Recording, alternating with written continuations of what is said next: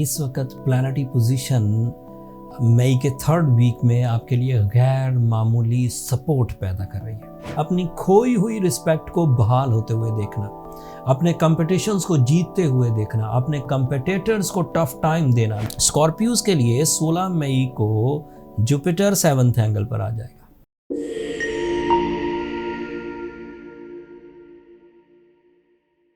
अस्सलाम वालेकुम स्कॉर्पियोज, मैं हारिस अज़मी प्रोफेशनल एस्ट्रोलॉजर आपकी खिदमत में हाजिर हूँ इस हफ्ते की एस्ट्रोलॉजिकल रिसर्चेस के साथ।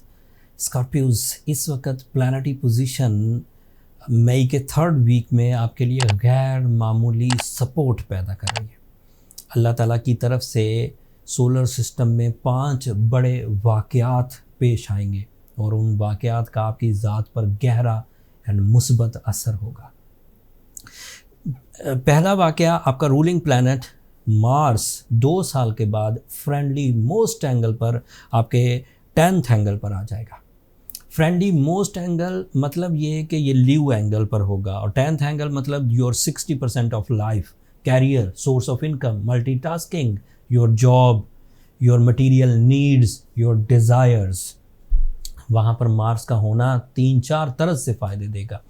Growth in source of income that is expected, material advantages, investments का big profit, job increments and इस तरह के एडवांटेजेस जिनको हम मटीरियल एडवांटेजेस कहते हैं। दूसरा, अपनी खोई हुई रिस्पेक्ट को बहाल होते हुए देखना, अपने कंपटीशंस को जीतते हुए देखना, अपने कंपटीटर्स को टफ टाइम देना, दिस इज़ पॉसिबिलिटी। फिर Mars is representative of your first angle, that means आपकी जो नेचुरल एबिलिटी डंप हो गई थी ड्यू टू सम रीज़न। इसके कई वजूहात होते हैं। मैंने अपने 23 साल कैरियर में देखा, किसी आदमी के साथ कोई गम का फेज़ गुजरे, जैसे किसी प्यार में नाकामी हो जाता है, एक गम का फेज़ है।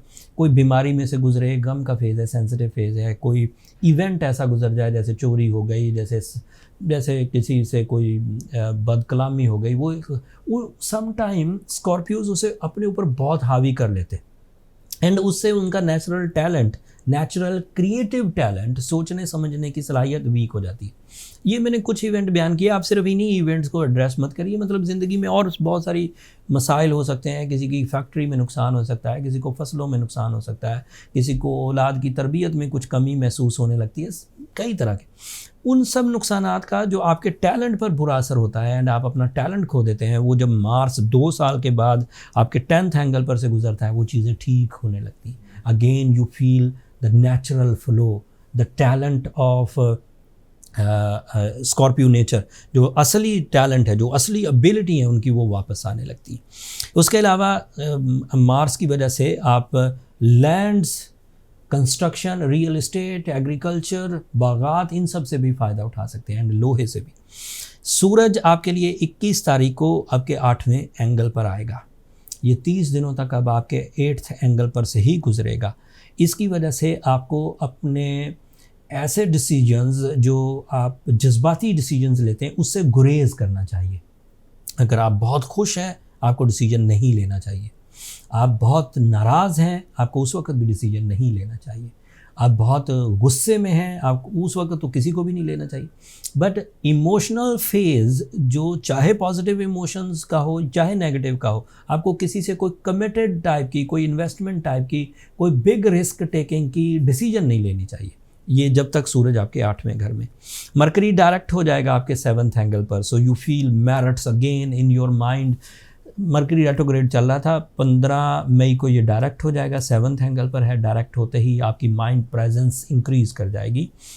खामखा आपका जो कंप्लेन लेवल बढ़ गया था, आप अपने रिश्तों में कीड़े निकालते रहते थे, अनफॉर्चुनेटली मे बी वो मैरिटफुल ही हो, लेकिन बहरहाल वो किसी की कंप्लेन करना हो उसका भी एक तरीका होता है। मतलब अगर तो रिश्तों को बिल्कुल धुतकारना है, फिर तो नफ़रतों का इजहार कर दें। लेकिन अगर रिश्ते दोबारा फिर जोड़ने ही है, कुछ देर के बाद आपका गुस्सा ठंडा होना है, तो फिर इतनी गुंजाइश रखा करें अपने कंप्लेन में कि वो सामने वाला डाइजेस्ट कर दे। अल्फाज के नश्तर बड़े ख़तरनाक होते हैं, दिलों पर असर करते हैं। सो अल्फाज का चुनाव, अगर कंप्लेन भी करनी हो तो अंदाज़, कहते भी है ना, अंदाज़े बयां रंग बदल देता है, वरना दुनिया में कोई बात नई बात नहीं है।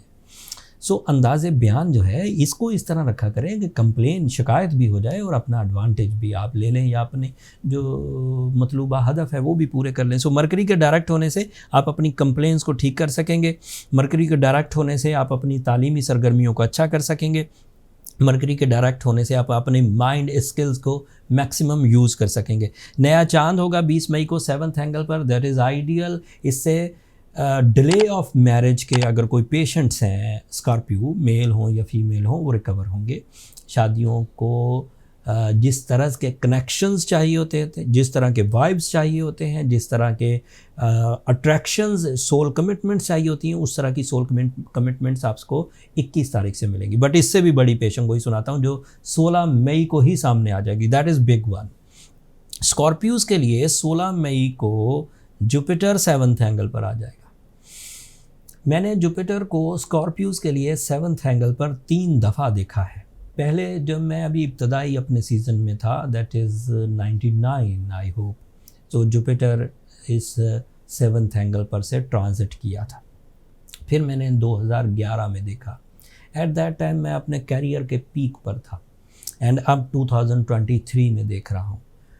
जुपिटर का 7th एंगल पर आना एक मेजर चेंज है जो आपके रिलेशनशिप साइड पर गैर मामूली कामयाबियाँ लाएगा, जो फैमिली वेलफेयर, जो पार्टनरशिप, बिजनेसेस, जो आपकी नॉलेज, जो सडन गेन्स को इन्हेंस करेगा। This is a planet of successes, less efforts के साथ long lasting successes. So Jupiter is a blessing.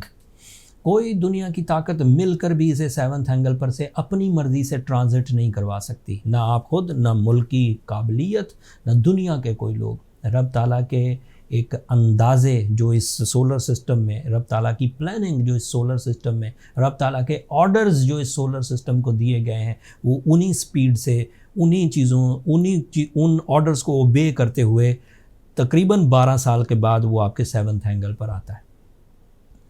ये ऑर्डर्स मैं पढ़ नहीं पाता हूँ, ना दुनिया को कोई आदमी पढ़, अंदाज़े लगाते हैं कि पहले 12 साल बाद आया था, फिर 12 साल बाद आया, फिर 12 साल बाद आया। 2-3 एक्सपीरियंस के बाद बंदा जज कर लेता है। जैसे आप नहीं जज करते कि सूरज रोज़ सुबह 6 बजे तुलू हो जाता है, 2-4 मिनट आगे पीछे होता है, बट हो जाता है। रोज़ देखते हैं कि रात आती है, रोज़ हर साल देखते हैं सर्दियाँ आती हैं। So this is the observation based knowledge, and science इसे ही कहते हैं, the knowledge based on experiences and experiments. So ये जो इस वक्त जुपिटर का 7th एंगल पर आना है, this is lucky most for those people जो अपने रिलेशनशिप में हर्डल्स फील कर रहे हैं, फॉर दोज पीपल जो डिले ऑफ मैरिज का शिकार हैं, फॉर दोज पीपल जो अपने कपल परफॉर्मेंसेस में स्ट्रगलिंग हैं, मतलब उनके रिश्ते ठीक नहीं चल रहे। ऐसे लोगों के लिए भी ये एडवांटेज देगा जो अपनी रिलेशनशिप में पेनल्टीज़ इख्तियार कर चुके, लॉस कर चुके, सेपरेशंस वगैरह, उनके लिए भी चांसेस हैं कि वो नई शादी की तरफ आ जाएंगे। नाकाम मोहब्बत जो मिसमैनेज हुई थी, मतलब both are sincere and both are eligible by their merits, but mismanage हो गया, एक दूसरे को प्रॉपर समझ नहीं सके और दूरियां हो गई, उनके भी चांसेस हैं कि वो जो खोई हुई मोहब्बत है वो भी वापस आए। जुपिटर इतने, एंड फिर बिजनेस पार्टनरशिप, ये सिर्फ मोहब्बत या जज्बात या फैमिली लाइफ का स्टार नहीं है, it is a planet of enhancement in every sector of your life, चाहे वो अट्रैक्शंस हों, चाहे वो नॉलेज हो, चाहे वो प्लानिंग्स हों, चाहे वो बिजनेसेस हों, ये सब में ग्रोथ लाएगा। And Jupiter is major one, readable changes लाता है। ऐसी चेंजेस नहीं होंगी जो चुपके से होकर चली गई, पता भी नहीं चला। चेंजेस नज़र आती हैं, ज़िंदगी के रुख बदलती हैं, सोचों का रुख बदलती हैं, रिश्तों का रुख बदलती हैं। ये ओवरव्यू था स्कॉर्पियोज। इसमें जो चीज़ें आपको जितनी मैंने बयान की आपके लिए फेवरेबल हैं। अगर किसी स्कॉर्पियो में एवरेज परफॉर्मेंसेस की भी एबिलिटी है, उम्मीद ये है कि वो बड़ी कामयाबियाँ हासिल कर जाएंगे। बट अगर ना कर पाएँ तो सूरज शम्स पढ़ना मत भूलिएगा, ओपल पहनना मत भूलिएगा, ब्लू सफ़ार या रूबी भी पहन सकते हैं। फिर भी मामला हल ना हो तो फिर पर्सनल कैलकुलेशंस की तरफ चले जाइए, नंबर ये नीचे चलते रहते हैं, आप इन पर रब्ता करके अपने लिए टाइम ले सकते हैं। बट वो फ्री फोरम नहीं है स्कॉर्पियोज, होपफुली आप अंडरस्टैंड करेंगे। बहुत सारी तफसील थी जो मुझे बयान करनी थी। ये जुपिटर इतना ऐसा इवेंट नहीं है 12 साल बाद कि जिसको मैं 4 लाइनों में बयान कर दूँ। बट अनफॉर्चुनेटली इस वक्त पाकिस्तान में सिचुएशन अच्छी नहीं चल रही पॉलिटिकली। यूट्यूब बैन है, इंटरनेट बंद है, अदर सोशल फोरम्स इस वक्त डिस्टर्ब हैं। सो मैंने इवेंट को ओवरव्यू दे दिया। इन फ्यूचर अगले कुछ हफ्तों में मैं इंशाल्लाह इसको और एलेबोरेट करूँगा और ज़्यादा डिटेल से आपकी खिदमत में पेश करूँगा। तब तक के लिए मुझे इजाज़त दीजिए। अपनी दुआओं में मुझे और मेरी टीम को ज़रूर याद रखिएगा। चैनल को सब्सक्राइब करना मत भूलिएगा। आप लोगों की सब्सक्रिप्शन हमारी हौसला अफजाई की वजह बनती है। अगले हफ्ते तक के लिए अल्लाह ने की बात।